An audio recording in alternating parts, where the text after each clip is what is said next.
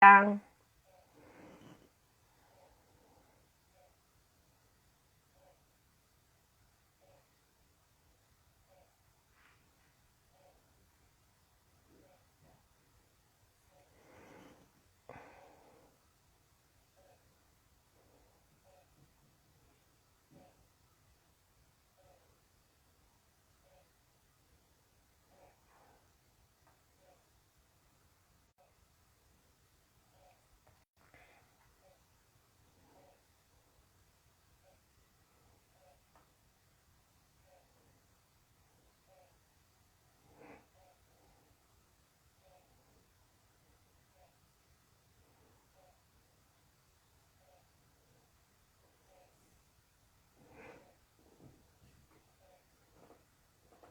Siéntate. Hola, ¿cómo están? Feliz día del trabajador y de la trabajadora.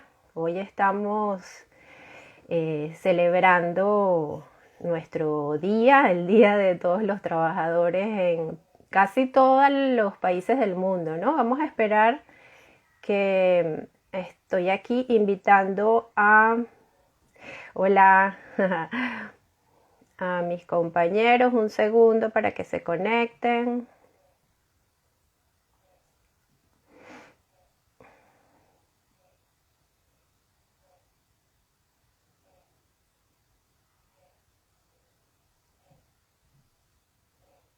Que estoy invitando a mis compañeros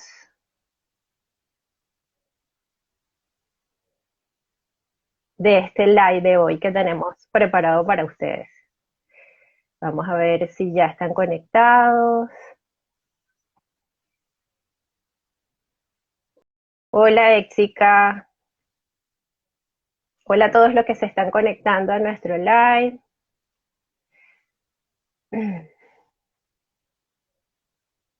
Un segundo a ver qué pasa.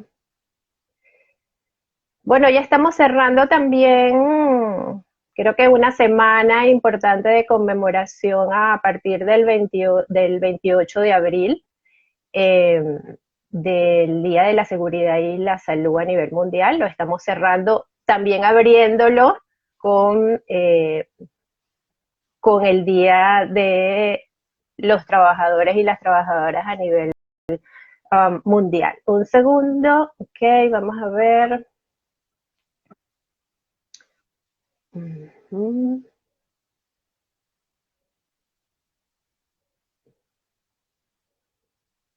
A ver si logramos entonces que Anaida Gutiérrez y Belis Rodríguez se conecten a este live. Ya les envió la invitación. Ahí están conectándose.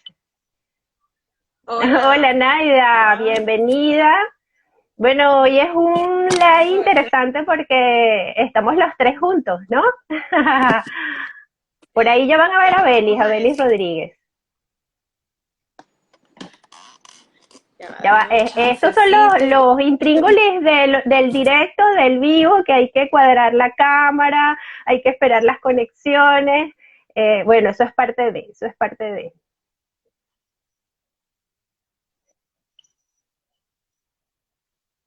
Hola amigos a todos los que se están conectando. Ahí tenemos a Naida cuadrando su cámara, vamos a tener paciencia, ya estás ahí en el live. Disculpen, disculpen, Sí, pero es que hay que era superar más fácil. estos desafíos técnicos. Pensé que la base me iba a ayudar un poco más. Un poco de paciencia, amigos, que ya vamos a comenzar. Pero bueno, mientras Anaida y Beli centran su cámara y podemos vernos los tres juntos, eh, bueno, voy a comenzar un poco dándole las bienvenidas a todos los que están conectados ahora en directo, pero también a los que nos van a ver después porque el live va a quedar grabado. Eh, Anaida, voltea la cámara porque estás...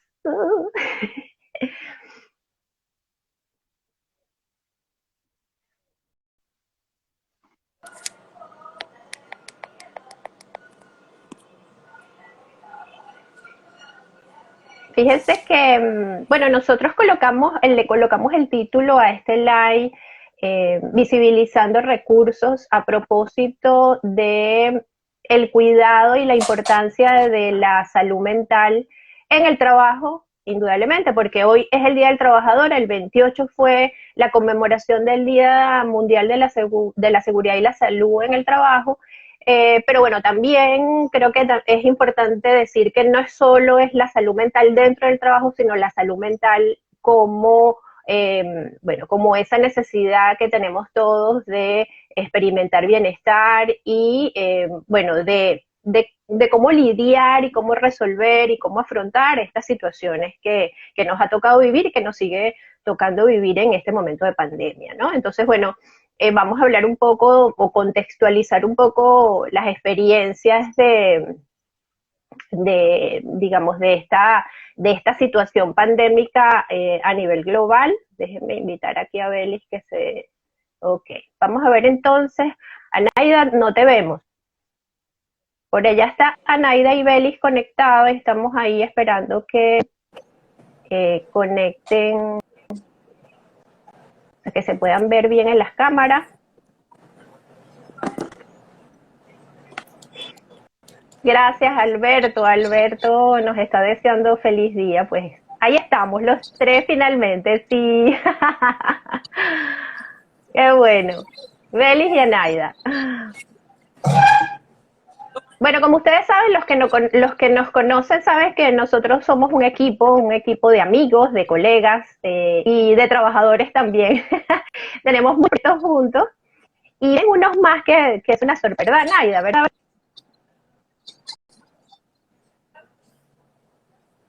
Claro que sí, claro que sí. Bien, entonces, no se te escucha, Anaida. No se me escucha nada. Déjame, espérense un minuto. Yo te estoy escuchando. Hola, hola. A Beli se le escucha ¿Ya me bien. escucho? Sí, sí te escuchamos. Ok. Estamos haciendo, como estamos en el vivo, estamos haciendo todas las pruebas habidas y por haber de lo que sucede en el vivo, en el directo. Y entonces, bueno, mientras están organizando los detalles técnicos, déjenme entonces sí comenzar la contextualización de esta situación pandémica que estamos viviendo, que venimos viviendo desde ya tiempo largo. Digamos que en diferentes países podemos hablar de que más o menos tenemos un año en esta situación de pandemia global y que indudablemente ha traído y sigue trayendo además una serie de consecuencias. Obviamente, cuando hablamos de consecuencias, indudablemente estamos hablando de consecuencias también globales y de múltiples consecuencias. Pero en función de eso, nosotros nos vamos a centrar mucho más exclusivamente en el tema de hoy que tiene que ver con la salud mental. No queremos, digamos, aturdirlos o hablarles de lo que ya cada uno de nosotros como seres humanos ha experimentado desde diferentes ángulos, desde las diferentes experiencias como ciudadanos y también como trabajadores y como seres humanos principalmente, que nos ha traído la pandemia. De eso justamente no es de lo que vamos a hablar.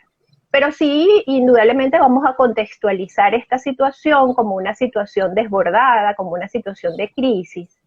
Y como toda crisis, también pues ha puesto en el tapete algo que ya desde hace mucho tiempo los organismos internacionales que se encargan de la salud de los seres humanos han venido diciendo, ¿no? O sea, nos han dicho que la depresión como un trastorno es un problema que hay que cuidar, que ha ido aumentando a nivel mundial.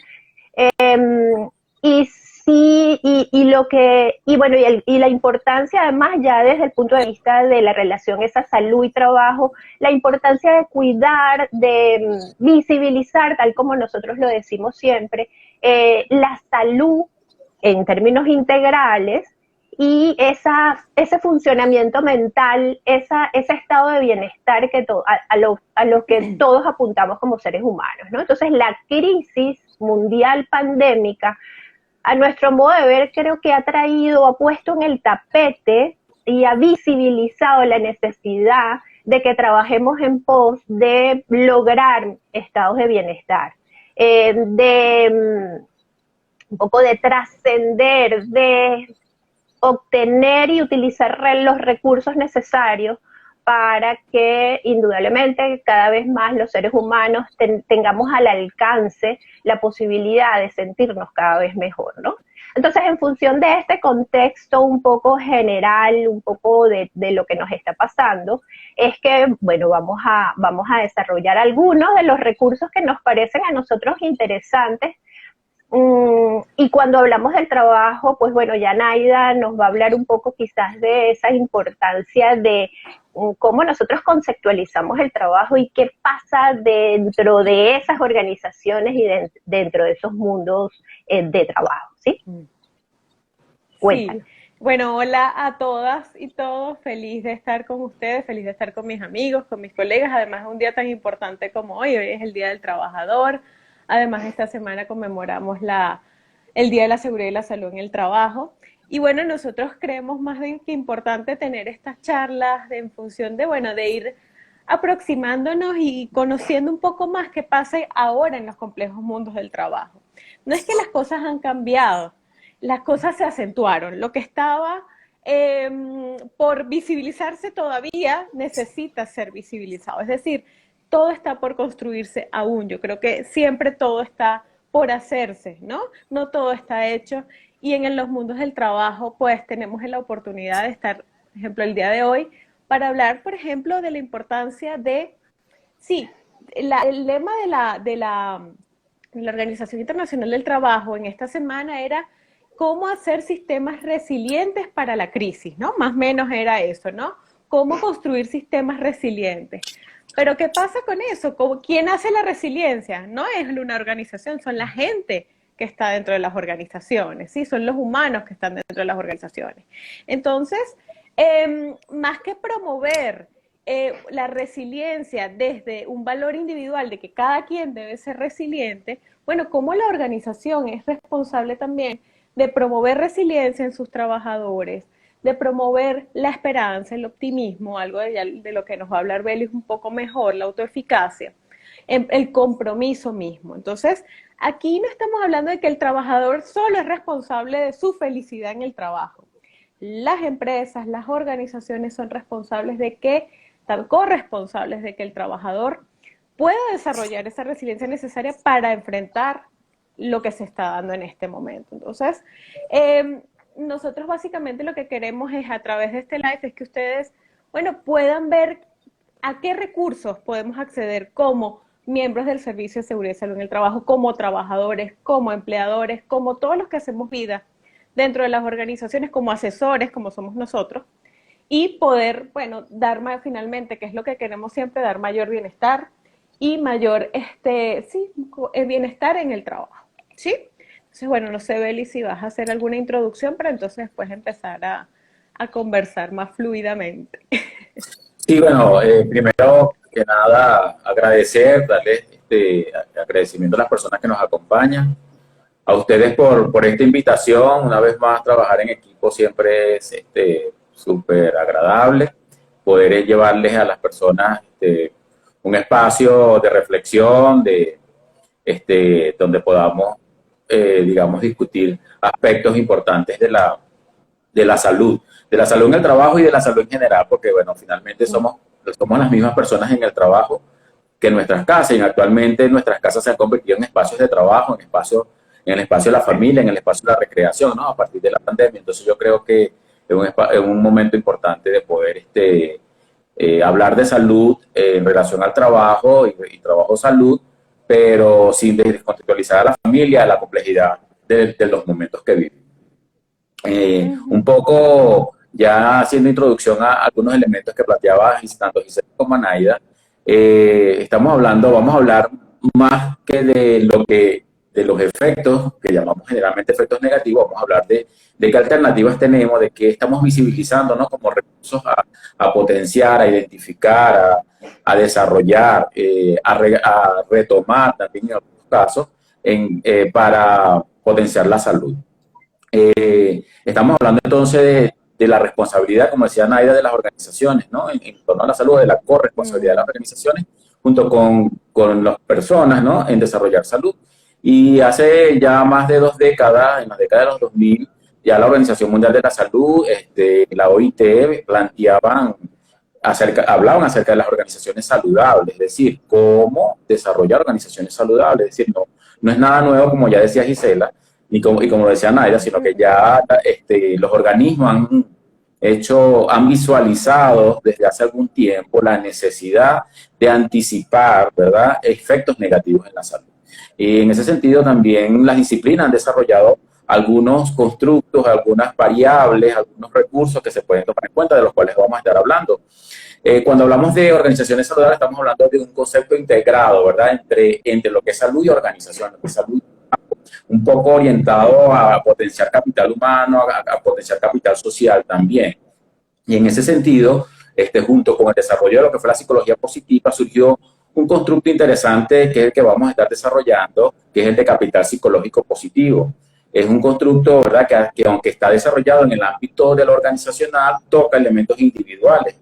Este constructo surge haciendo referencia a la inversión que las organizaciones deben hacer en las personas, en eso que hemos llamado antes como capital humano, que tiene que ver básicamente con desarrollar ventajas competitivas que no son imitables por las competencias. Es decir, si las organizaciones potencian en sus miembros, en sus integrantes, potenciales que se desarrollan a lo largo de su interacción social en las organizaciones, junto con los recursos que ya trae en conocimientos, ¿verdad?, en su profesión y en su experiencia, esto va a crear un capital que difícilmente, bueno, primero es perdurable, que es renovable, que además permite enfrentar estas situaciones nuevas que ocurren y de esa manera poder perdurar y seguir siendo competitivo. Entonces, un poco orientado a esto, se desarrolla este constructo de capital psicológico positivo, donde, bueno, está fundamentado en cuatro competencias fundamentales del ser humano, que tiene que ver con fortalezas personales, capacidades psicológicas que pueden ser medidas, desarrolladas, y que cuando se gestionan puede conseguir mejor desempeño, ¿verdad?, en las organizaciones. Los autores plantean que si bien es cierto, dentro del capital humano hay un elemento importante que siempre ha sido tomado en cuenta, por lo que tiene que ver con recursos humanos, que es los elementos, como ya decía, de las competencias desarrolladas por las profesiones, por los estudios, por el conocimiento. Ahí paralelamente se va desarrollando una serie de capacidades psicológicas que le van a permitir a las personas potenciar este conocimiento, ¿no? En ese sentido, estamos hablando de 4 elementos fundamentales, como son la autoeficacia, la esperanza, el optimismo, la resiliencia, que también son constructos que la psicología viene trabajando desde hace algún tiempo, en el caso de la autoeficacia, y más recientemente toman estos elementos como la esperanza, el optimismo y la resiliencia, que ahorita está muy puesta en el tapete, para no decir que está de moda, porque no es una moda. Si algo queremos aclarar, que no se trata de asumir modas, porque además son constructos que se vienen desarrollando y se vienen estudiando dentro de la disciplina de la psicología y aplicado al trabajo en este caso, que ya tiene suficiente evidencia como para hablar con seriedad de estas variables o constructos o recursos, porque finalmente son recursos humanos que se transforman en capacidades para enfrentar situaciones como las que estamos viviendo. Hay un elemento importante que está en la discusión, y es que si estos elementos son parte de nuestra constitución de personalidad o son más bien estados. Esa es una discusión que no vamos a tocar en este momento. Sin embargo, los estudios apuntan a tomarlo más como una característica de estado de la persona. ¿Por qué? Porque son más fáciles de estudiar, son más fáciles de vincular con efectos en el trabajo, además tienen un elemento importante, y es que cuando hablamos de autoeficacia, esperanza, optimismo y resiliencia como estado, son capaces de modificarse, de transformarse, de desarrollarse, de reaprenderlas. Entonces, claro, eso le da ventaja de hablarlo como estado que como una característica disposicional o de los rasgos de la persona. Entonces, vamos a estar desarrollando cada uno algunos de estos de cada uno de estos constructos. Bueno, entonces le doy la palabra a Gisela, que va a hablar sobre resiliencia. Vamos a empezar con resiliencia y así sucesivamente vamos pasando para discutir cada uno. Gracias, Adelante. gracias Belis, gracias Anaida. Yo quiero resaltar un poco lo que decía Belis en relación a esto que estamos desarrollando del capital psicológico, porque una de las características que tiene es que nosotros podemos, como son competencias y como son características que se pueden desarrollar, que se pueden aprender y que inclusive se pueden potenciar en los seres humanos.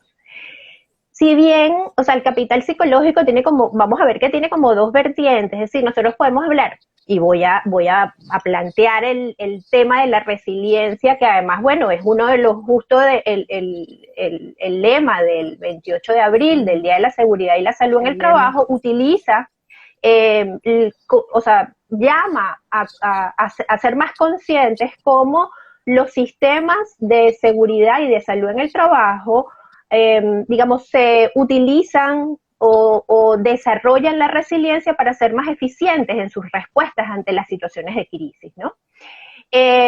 Y apoyo lo que dice Belis, es decir, estos constructos, estos recursos, porque así finalmente los vamos a llamar recursos, no son una moda, es decir, la palabra resiliencia no es solamente una palabra que está de moda, sino que resulta que nos estamos dando cuenta, estamos experimentando además, que nuestro mundo está, desde hace mucho tiempo está cambiando, siempre está cambiando, pero además está siendo cada vez más complejo.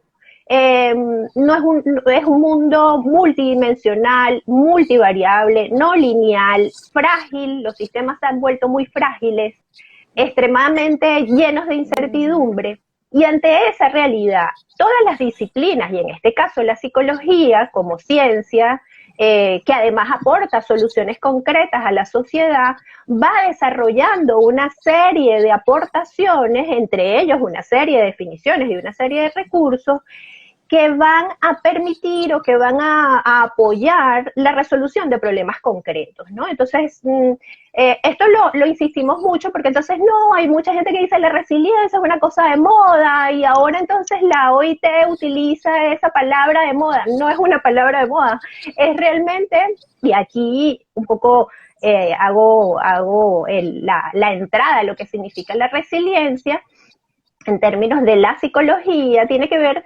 con esa competencia, esa capacidad, ese recurso que nos permite afrontar las situaciones difíciles, las situaciones, las crisis, las situaciones demandantes emocionalmente hablando y de vida, y nos permite utilizar recursos para resolverlas de manera funcional. Eso es un poco la resiliencia, es decir, cómo salimos fortalecidos, cómo nosotros vivimos una situación de alta intensidad crítica, una situación difícil, una situación, digamos que impacta nuestra subjetividad como seres humanos, cómo nosotros utilizamos esa situación adversa para aprender. Y cómo salir además fortalecidos de ese proceso. Fíjense que no se trata de no vivir las situaciones críticas, no vivir esta situación de pandemia, no vivir la ansiedad, no vivir ese no saber qué va a pasar mañana, aunque nuestro mundo es así desde hace mucho tiempo, los sistemas de control humano nos han hecho, o sea, es como una sorpresa para la humanidad decir, es que no controlamos buena parte de nuestra vida, pues no, no la controlamos, ¿no? Controlamos solo digamos, un pedacito de ella, ¿no? Entonces, ante estos tiempos de incertidumbre, ante estos tiempos diferentes, cambiantes, desafiantes, surge la resiliencia, o está la resiliencia, porque no surge ahora.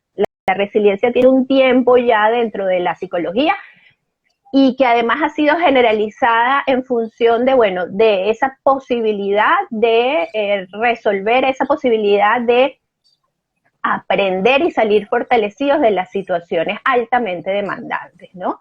Y afortunadamente la resiliencia no es concebida como un rasgo de personalidad, sino como una posibilidad, es decir, como un recurso que podemos aprender. O sea, efectivamente nosotros los seres humanos podemos aprender a ser resilientes, ¿sí? Si bien es cierto que este live pues no nos alcanza para decir, bueno, cuáles son los procesos para llegar, o sea, como para aprender, para generar esa posibilidad de ser resilientes, sí que todos nosotros tenemos, digamos, el recurso ante una situación difícil de decirnos inclusive nosotros como personas y como trabajadores, bueno, ante esta situación, ¿qué recursos tengo yo? Y si no los tengo, ¿dónde los puedo hallar? ¿Quién me los podría mostrar o suministrar? ¿Quién me podría apoyar en la búsqueda de los recursos? Que es un poco el objetivo quizás general de este live, ¿no? Y sí es cierto que además la resiliencia tiene como múltiples formas de expresarse, es decir, hablamos de los planos individuales, hablamos de los planos organizacionales, es decir, inclusive hay una norma que habla de cuáles son las características de una organización resiliente o resiliente, cuáles son y una de las características, por ejemplo, así como que para no hacerlo tan largo, de una organización resiliente es la capacidad para aprender, la capacidad de aprendizaje permanente. Esa es una característica del ser resiliente, tanto humano como organizacional, y también en el plano comunitario y en el plano de los países, y yo creo que en el plano del planeta completo, ¿no? Otra de las características también, otro de los componentes otro de los elementos de la resiliencia es también el uso de, digamos, cómo estructuro yo esa realidad, es decir, cómo yo leo a través de mi pensamiento esa realidad, qué significado les doy a esa realidad. Si la realidad es completamente catastrófica y si ese es el primer análisis que hacemos, pues es muy difícil que salgamos de ahí, ¿no? O sea, no se trata de negar las realidades duras, las realidades difíciles, las crisis. Sin embargo, se trata de identificarlas y de poder decir, bueno, ante esta realidad, ¿qué puedo hacer? ¿Qué recursos puedo hacer? Esta realidad tiene, además, la realidad no es completamente blanca y negra. Esa es otra de las características de los mundos que nos está tocando vivir. Es decir, hay una serie de matices. Y matizar la realidad nos permite ver caminos, ¿no? Entonces, bueno, un poco de eso se trata parte de este constructo de resiliencia. Por ahí, bueno, antes Anaida se está conectando de nuevo y quiero darle las gracias a todos los que están conectados, que sé que están conectados de Venezuela, de Chile, de Uruguay, de España, o sea que bienvenidos todos los que están por ahí en vivo. Anaida está por allí. Vamos a ver qué. Anaida se desconectó, pero ya ahora vuelve, está regresando, ¿sí? Sí, bueno. Entonces, sí, Belis, cuéntanos. Anaida, adelante.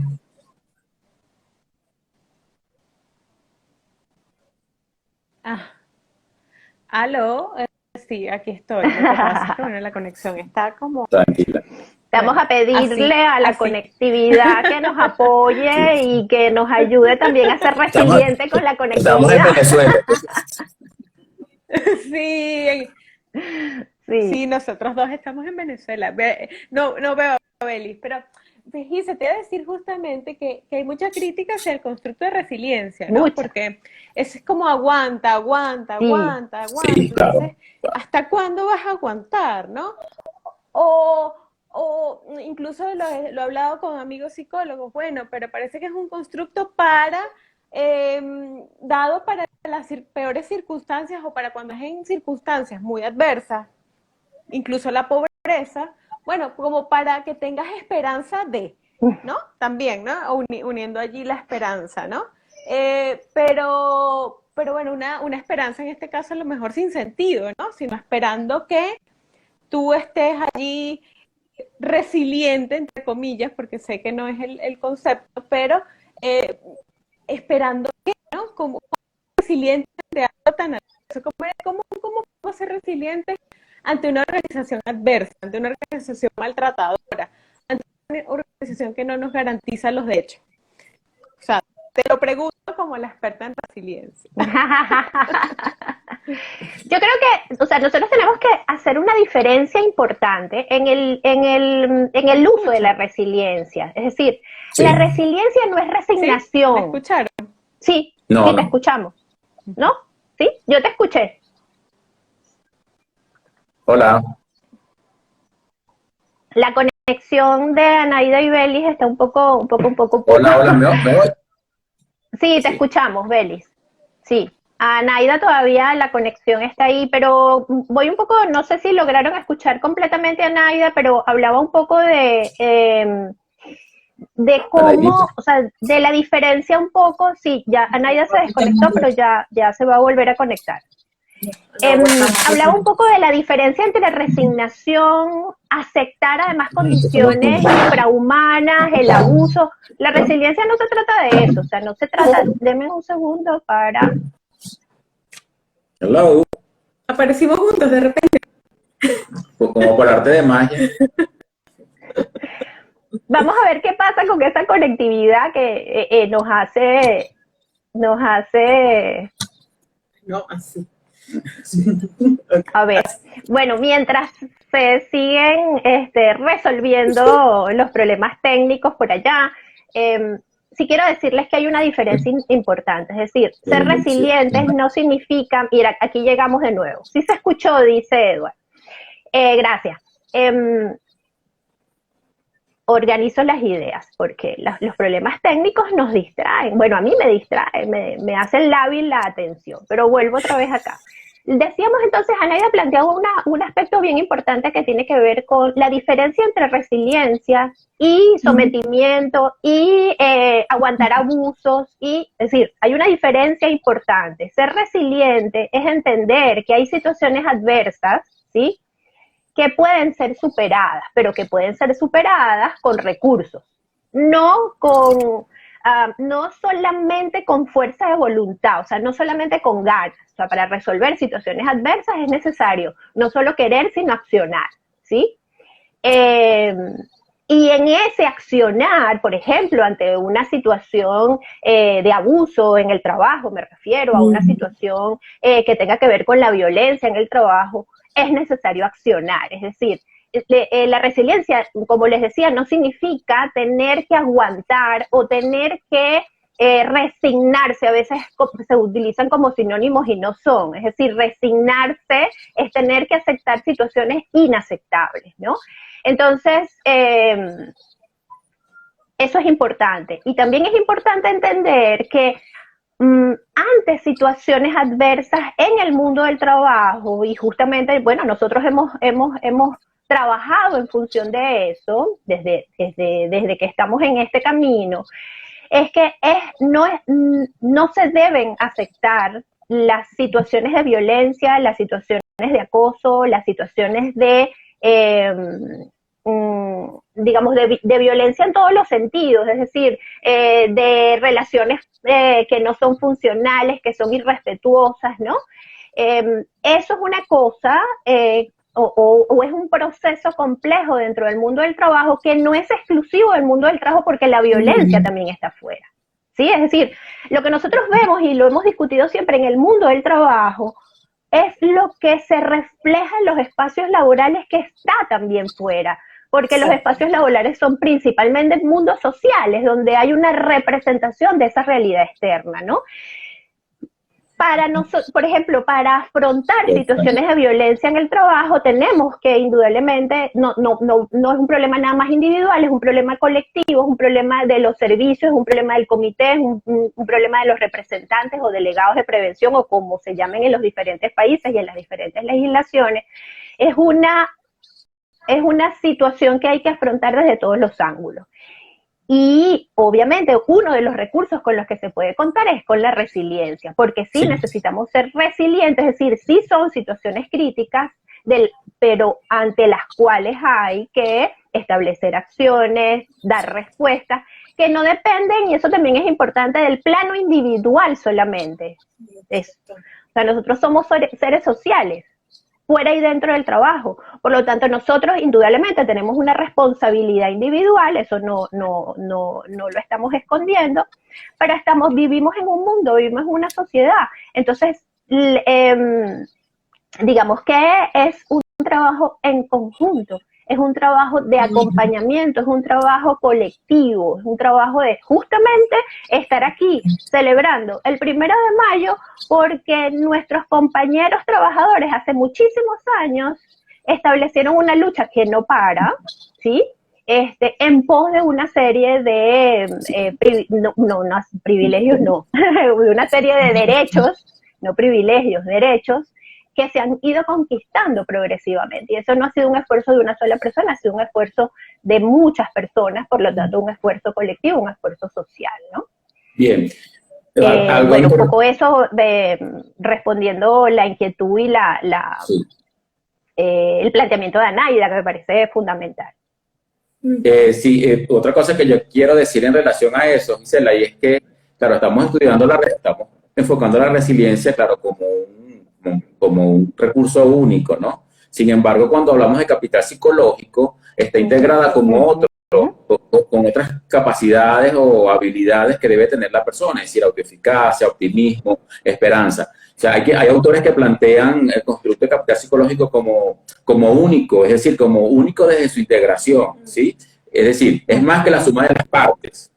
Okay. O sea, en situaciones adversas no solamente es suficiente con ser resiliente, también hay que ser optimista, también hay que tener autoeficacia para que las acciones tengan efecto en el contexto donde la persona se está desarrollando. Entonces, claro, ver la resiliencia como un constructo o como una capacidad del ser humano aislada con la que se va a poder con todo, creo que también es irreal. Es irreal y no es tampoco lo recomendable. O sea, hay que fortalecer otros aspectos en el ser humano que van a facilitar los procesos de resiliencia.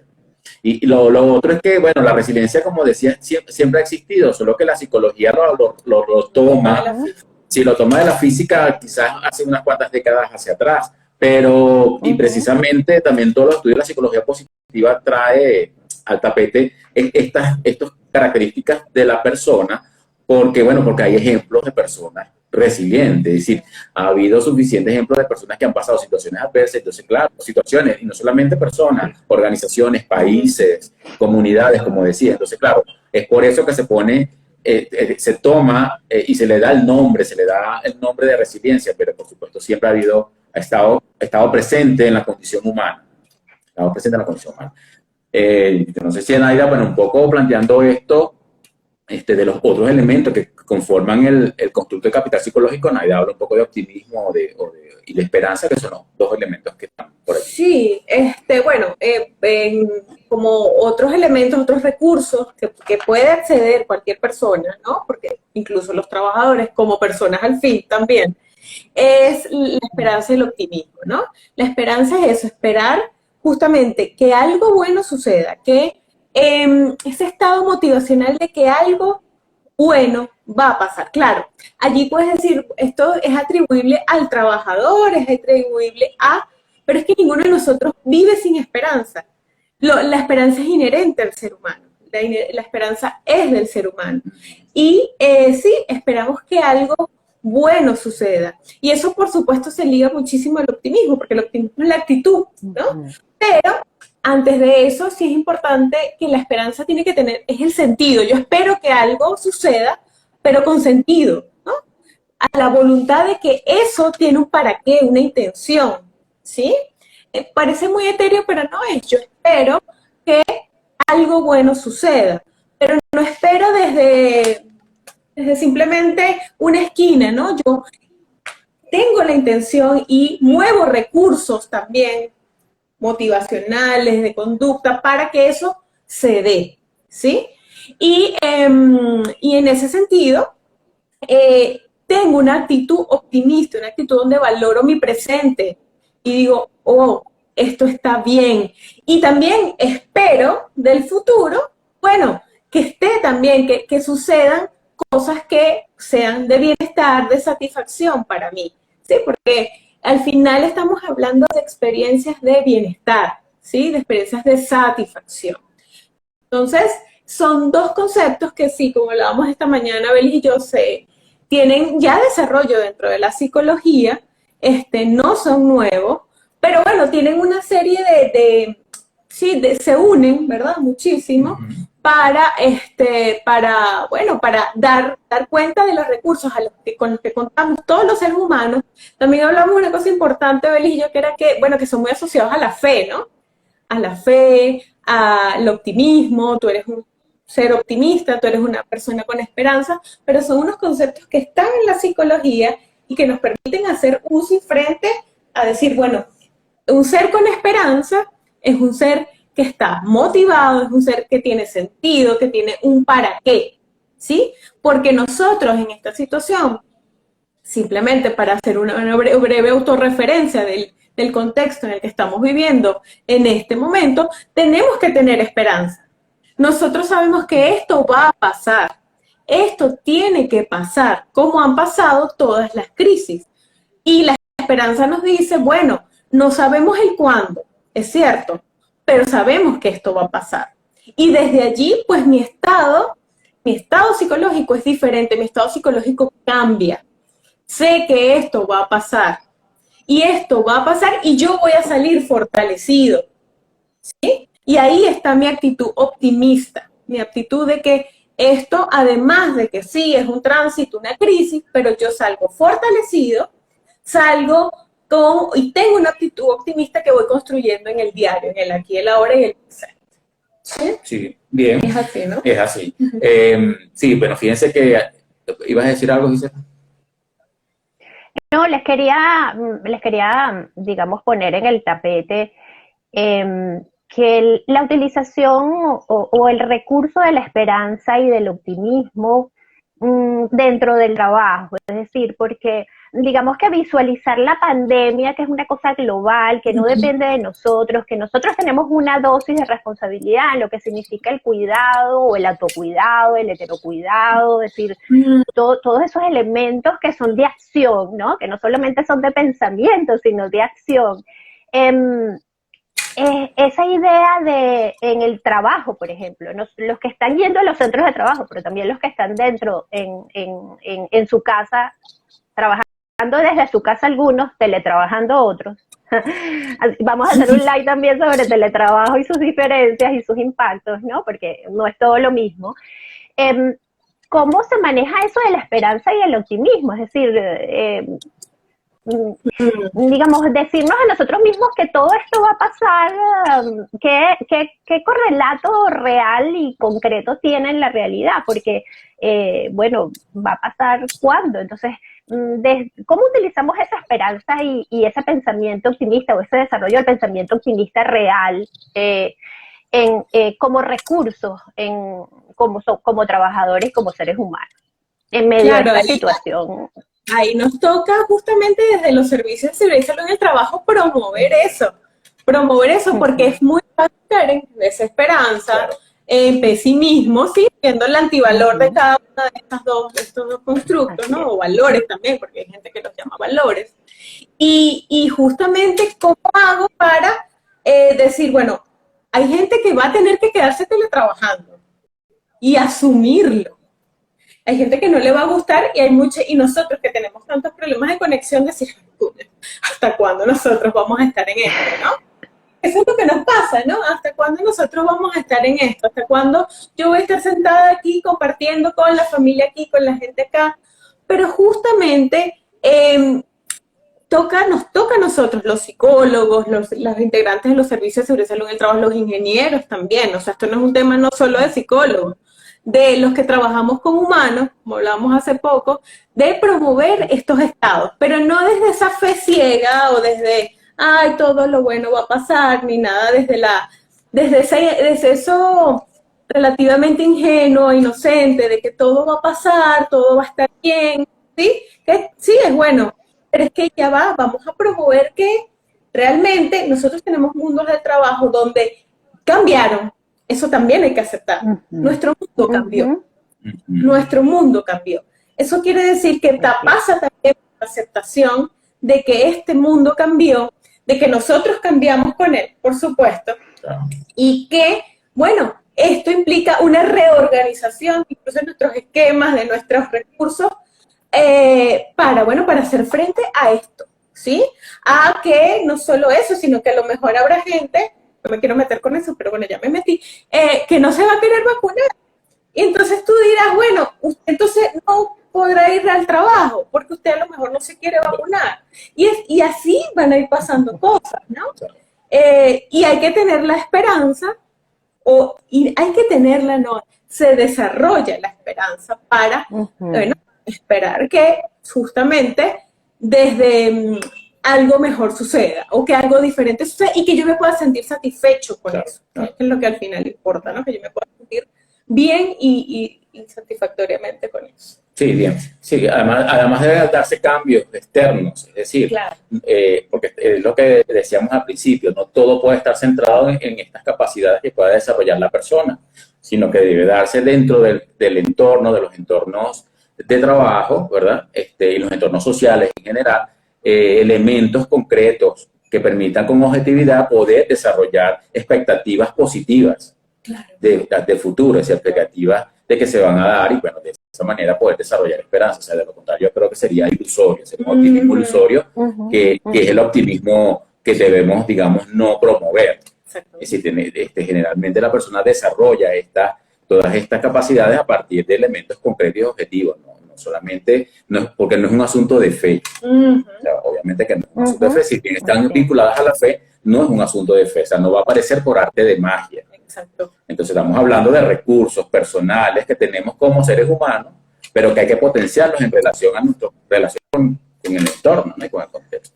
Fíjense que ligado a esto está el otro pilar dentro del capital psicológico, que es la autoeficacia. La autoeficacia sí es un constructo quizás más conocido, porque fue desarrollado en los años 70 por Albert Bandura, con todo lo que se llamó aprendizaje social. La autoeficacia no es otra cosa sino la creencia en las propias capacidades que tenemos para organizar acciones y conseguir resultados esperados. Es decir, ¿cuánto creo yo que haciendo algo logro lo que quiero? ¿Sí? Entonces, eso tiene por un lado unas expectativas de resultado y unas expectativas de mis capacidades, es decir, que estoy esperando, que quiero lograr y que tengo, que puedo hacer para lograr ese resultado. La autoeficacia tiene un elemento importante y es que nos permite seleccionar el comportamiento que vamos a tener ante ciertas situaciones. Es decir, aquellos comportamientos que antes no han sido exitosos para mí, no los voy a escoger aquellos con los que yo me sienta que no me desbordan. Eso por un lado. Por otro lado, también la autoeficacia permite o digamos modera o impacta sobre el esfuerzo que yo hago para alcanzar los objetivos. ¿Cuánto persisto para alcanzarlo? Si mi autoeficacia es baja, probablemente yo no persista en lograrlo. Y por eso es un elemento importante, ¿no? Tener objetivos claros y tener las capacidades o los recursos para lograr el objetivo. Y lo otro es que impacta también sobre nuestro pensamiento y nuestros sentimientos acerca de nuestras capacidades. Por tanto, está muy relacionada con la autoestima y está relacionada también con lo que llamamos sentimientos de frustración o tolerancia a la frustración. ¿Por qué? Porque, bueno, cuando la autoeficacia es baja, entonces vamos a identificarnos como que no puedo, como que no puedo hacerlo, como no soy capaz de. Entonces, precisamente hay que trabajar en relación a estas creencias o estos sentimientos que se pueden desarrollar a partir de una autoeficacia baja. Entonces, ¿qué se debe hacer para desarrollar autoeficacia? Entonces, las organizaciones deben propiciar tareas según las capacidades de las personas, en donde además hay elementos que puedan propiciar el éxito. O sea, las situaciones de éxito deben darse, o sea, deben tener los recursos, deben tener la orientación, la capacitación, el apoyo social que se requiere, entre otras cosas, para que la persona esté el ambiente propicio para lograrlo. Por otro lado, bueno, a nivel individual, la persona debe centrarse en sus logros anteriores, es decir, ¿cómo lo lograste antes? Ahí están los elementos que hiciste para poder lograrlo. Y la otra cosa importante es el modelar.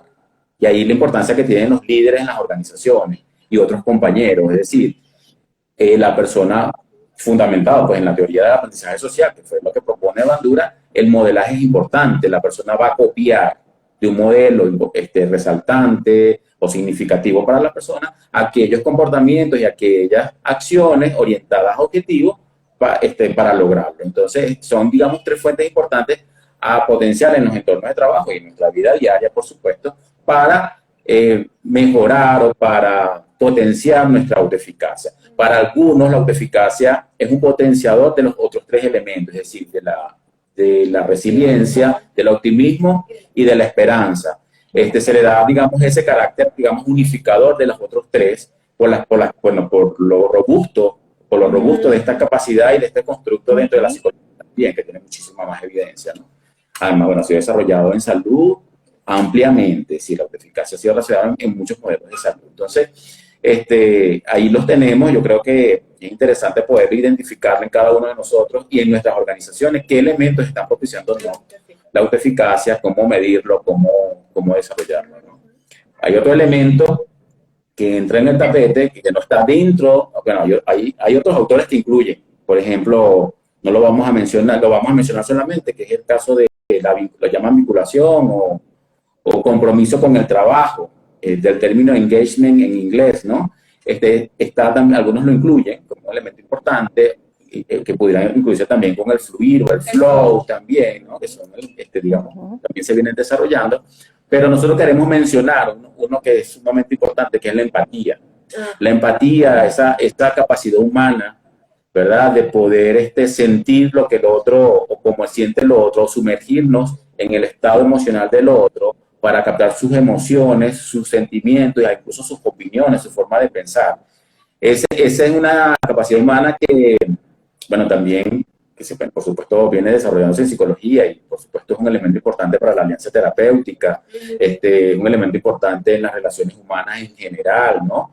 Pero que no solamente está en lo individual, sino que cuando hablamos de organizaciones o de empresas o de trabajo, podemos hablar de empatía colectiva, es decir, cómo los grupos, los equipos de trabajo pueden identificarse en sí, identificar en otros esos sentimientos o digamos, sus estados emocionales, ¿no? Porque, claro, la empatía es parte de cada quien, es decir, cómo yo identifico mis emociones, mis sentimientos, y cómo identifico la del otro. Bueno, recordemos también que ha sido usada dentro del constructo de inteligencia emocional, ¿no?, que tampoco lo vamos a desarrollar en este momento, porque sabemos que existe, que tiene tiempo desarrollándose en la psicología y forma parte de la inteligencia emocional, la empatía.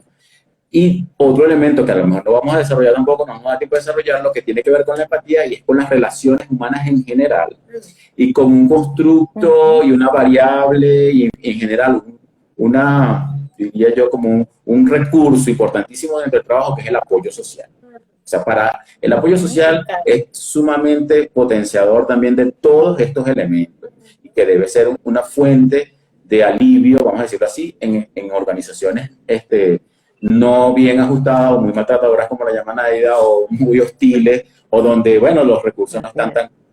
Entonces, el apoyo social es fundamental, pero para tener apoyo social hay que ser empático. Necesariamente los grupos tienen que haber desarrollado empatía. De manera que, bueno, tenemos aquí, digamos, una serie de recursos, algunos mejor desarrollados que otros, pero importante tenerlos, visualizarlos para saber a dónde acudir, ¿no?, y dónde podemos buscar fuentes de apoyo. Sí, pero Gise ahí va a hacer una mención con respecto a las emociones, ¿no? Que no vamos a desarrollar inteligencia emocional, las emociones dentro del trabajo, ¿cierto, Gise? No te escuché bien, Anaida, disculpa. Que decía no que aunque no bien. La inteligencia emocional como tal, tú tienes un trabajo extenso sobre el trabajo y las emociones. La profesora Gisela Sí. de ayer tiempo en eso, entonces bueno, tú nos querías hablar de eso el día de hoy para ilustrarnos más de lo que siempre. Sí, yo quiero rescatar y potenciar un poco lo que decía Belis de todos esos procesos, y además porque específicamente con la autoeficacia sucede algo importante en estos momentos desafiantes y retadores, porque estamos aprendiendo a hacer cosas diferentes. Estamos aprendiendo a conectarnos, estamos aprendiendo a relacionarnos con la tecnología como nunca antes. Por lo tanto, son recursos, acciones elementos que las organizaciones tienen que acompañar, es un proceso de acompañamiento, ¿no? Las organizaciones, los grupos de trabajo, porque bueno, también haremos un line sobre organizaciones muy pequeñas, los emprendedores, quién apoya el trabajo de los emprendedores desde el punto de vista de la seguridad y la salud. O sea, esos son todos estos nuevos retos de los cambios que están sucediendo, bueno, ante nuestros ojos, ¿no? En relación a lo que Anaida decía de las emociones en el trabajo y fuera del trabajo, es porque, si bien es cierto que en los últimos tiempos, creo que ese elemento, ese proceso de experiencia emocional está como sobre el tapete y bueno, las mal llamadas habilidades blandas, que bueno, digo yo mal llamadas porque creo que ahí no solo hay un problema de traducción, sino es esa contraposición siempre en la dicotomía de que las habilidades duras son, bueno, las habilidades cognitivas de resolver problemas, las capacidades profesionales o de actitudes en general, aptitudes con P para el trabajo, y las mal llamadas habilidades blandas, que bueno, son todas esas digamos, competencias, formas de relación con los otros que pasan por nuestro mundo emocional. Es decir, nosotros nos relacionamos con los otros a través de quienes somos, pero de quienes somos sintiéndonos, experimentándonos emocionalmente, ¿no? Entonces, indudablemente en el trabajo y fuera de él, la experiencia emocional es fundamental. Y la experiencia emocional no es buena ni mala, no es positiva o negativa. Lo que pasa es que, bueno, nosotros tenemos que utilizar el lenguaje a veces dicotómico como una forma de entendernos, pero realmente no hay emociones malas o emociones buenas o emociones positivas o emociones negativas. Todas son importantes y son necesarias en la experiencia humana. Es decir, sentir tristeza es una emoción fundamental, que nos conecta con el dolor, que nos conecta, y que lo voy a conectar además con algo que decía, creo que no sé si era Helio, en relación a si estos cambios que nosotros estamos experimentando producto de la pandemia y producto de toda esta crisis globalizada, no tendrá que ver también con el duelo. Y sí, porque digamos, cambió, nosotros dejamos atrás una forma de vida, una forma de relacionarnos, o inclusive una forma de trabajo. Y estamos experimentando nuevas formas de vivir, nuevas formas de compartir, ni buenas ni malas, son nuevas, porque si le damos el calificativo, entonces ahí digamos que perdemos toda esperanza, en términos de los calificativos negativos, ¿no? Claro. Entonces, volviendo a los mundos emocionales, nosotros vamos a trabajar con todo lo que somos, es decir, y vamos a trabajar además con toda la experiencia emocional que muchas veces no nos damos cuenta de ella, porque no nos han enseñado, o sea, desde pequeñitos, en las escuelas, afortunadamente eso está cambiando, el concepto además de crianza respetuosa, de escuelas respetuosas, del desarrollo además del contacto con las emociones, aparte del aprendizaje en términos de competencias duras, ¿sí? A nosotros no nos han capacitado, no nos han enseñado y no hemos aprendido a estar en contacto con nuestras emociones. Primero, identificarlas. Luego, a saber que hay en ese mundo emocional tiene además un correlato corporal, es decir, nuestro cuerpo también habla. No solo nuestra voz, nuestro cuerpo completo. Todo eso requiere aprenderse o reaprenderse, yo no sé, porque eso es parte de la humanidad. Lo que pasa es que, bueno, lo hemos ido tapando con los mundos racionales, con la razón, y bueno, y hoy vemos entonces que bueno, pareciera que hay pareciera que una competencia importante en los mundos del trabajo hoy son las habilidades blandas. ¿Y cuáles son las habilidades blandas? Los recursos emocionales y las relaciones con los otros. Pero eso lo tengo yo genéticamente, o es que es un proceso social y un proceso obviamente individual que hay que aprender. Y que hay que aprender desde la escuela, en la familia, los papás. Es decir, ahí está esa relación social que no podemos romper o no podemos invisibilizar de los espacios de trabajo, ¿no? Entonces, ¿qué saludable es entender, comprender que nosotros tenemos experiencias emocionales y esas experiencias emocionales pueden sobrecargarnos? Porque hay espacios de trabajo, hay relaciones en el trabajo, hay puestos de trabajo que tienen altas exigencias emocionales porque tratan con las emociones de otros, ¿sí? Todas las personas que trabajan en el área de la salud, el sector salud en general, y más en este momento de una situación crítica en la cual todos estos trabajadores han tenido que manejar, identificar sus propios miedos, ¿sí? Sus propias tristezas, y además verlo en otros y acompañar a otros en el proceso de duelo, en el proceso de pérdida, en el proceso de enfermedad.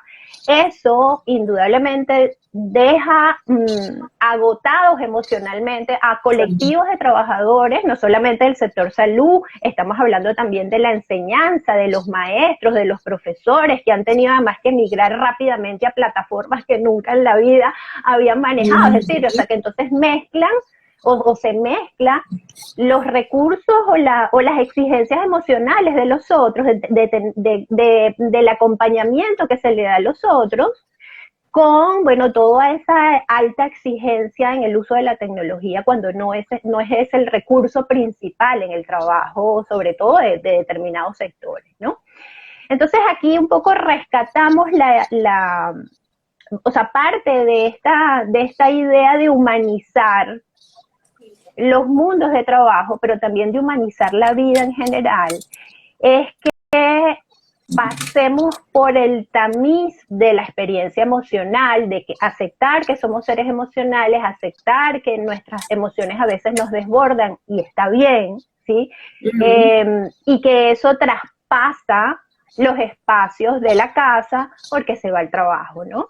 Pero ahora también se va el trabajo dentro de la casa. Entonces, bueno, esa complejidad está ahí presente, ¿no? Entonces, como una de los elementos fundamentales en las emociones humanas es aprender a identificarlas. Si yo aprendo, aunque no las pueda mencionar, porque no importa cómo se llaman, es poder sentir que algo me está pasando a nivel emocional, a lo mejor le puedo poner nombre. Y además que no me sucede a veces una sola cosa, o sea, a lo mejor estoy triste, pero a su vez estoy con una energía ahí de entusiasmo, es decir, todo eso es posible dentro del ser humano, es decir, somos tan maravillosos en el sentido de nuestra complejidad, que bueno, es todo un aprendizaje identificar, y si yo las identifico en mí,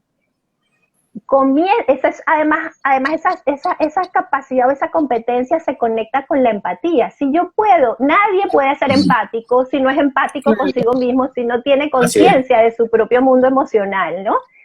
Afortunadamente la empatía es una competencia, es un proceso que se aprende, pero se aprende de adentro hacia afuera. Es decir, yo tengo que aprender a identificar lo que pasa conmigo. Los líderes tienen que aprender, tienen un papel fundamental dentro de las organizaciones, porque como bien decía Beli, son un modelo. Y si ese líder es un líder ecuánime, es un líder que muestra su mundo emocional, en el buen sentido de mostrarlo, ¿sí? Bueno, así mismo podrá acompañar a otros y podrá desarrollar esa empatía colectiva, ¿no? Yo creo que es un poco lo que quería como que compartir en relación a la experiencia emocional, sobre lo cual hay mucho que hablar.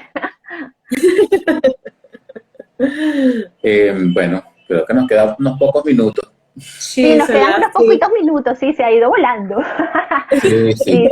Por allí preguntaban si era lo mismo resiliencia y afrontamiento. Bueno, y afrontamiento. No son lo mismo. No son lo mismo, son dos constructos diferentes. Pudieran confundirse, pero se estudian como dos constructos o dos capacidades humanas distintas que donde una tiene que ver con situaciones más puntuales, ¿no? De cómo asumes lo que te está desbordando en el presente, mientras que la resiliencia sí habla más bien de un proceso histórico reciente, puede ser reciente o no, pero donde la persona sale con nuevos aprendizajes y, digamos, reorganiza su vida a partir de vivir la experiencia. Es probable que dentro de ese proceso, claro, ya es una opinión mía, hay elementos de afrontamiento, ¿okay? Durante el proceso que vivió la persona, pero no es lo mismo. O sea, el proceso que implica la resiliencia es diferente. Es decir, disculpa, Gisela, un poco para la idea, o sea, en el proceso de resiliencia hay otros elementos que no hemos tocado acá, que son fortalezas humanas también, como el sentido del humor, o sea, y se sabe que una persona o se ha vinculado en el sentido del humor con la resiliencia. En ese proceso de resiliencia, la persona ha experimentado situaciones donde el humor probablemente ha sido un recurso, pero también el afrontamiento, también la esperanza, también el optimismo, también la autoeficacia, ¿sí? Es que están, o sea, es fácil, entiendo que es fácil mezclarse o confundirse, pero estudiamos por separado, ¿ok? Claro, Integrados. el afrontamiento. Disculpa, Beli, es que no te escucho. Adelante, No, adelante. que quería decir, acotar que el afrontamiento es mucho más específico, es decir, primero está relacionado con situaciones estresantes, ¿no? Y luego son estilos, son formas, son acciones inclusive, son tipos de pensamiento que tú utilizas para resolver situaciones de tensión puntuales, ¿sí? O sea, y que minimiza obviamente la carga emocional o la carga de ansiedad o la carga de cualquier efecto que produce el estrés, ¿no? Entonces, digamos, lo conecto con lo que tú estás diciendo perfectamente porque la resiliencia es más un proceso, o sea, se vive como un proceso, no se vive como acciones puntuales o como resoluciones puntuales, sino más un proceso, ¿no? Sí, es así, bueno, totalmente de acuerdo. Agradecido. ¿Alguna duda adicional, algo que nos quieran preguntar antes de irnos? Sí, la última pregunta que hay por ahí, sí. Creo que, sí, no sé si había alguna otra pregunta. Bueno, muchísimas gracias de verdad por conectarse, muchísimas gracias por acompañarnos. Este es el primero de muchos que vienen por ahí, además vienen sorpresas por ahí, ¿verdad? ¿Verdad, Naida? ¿Verdad, Belis?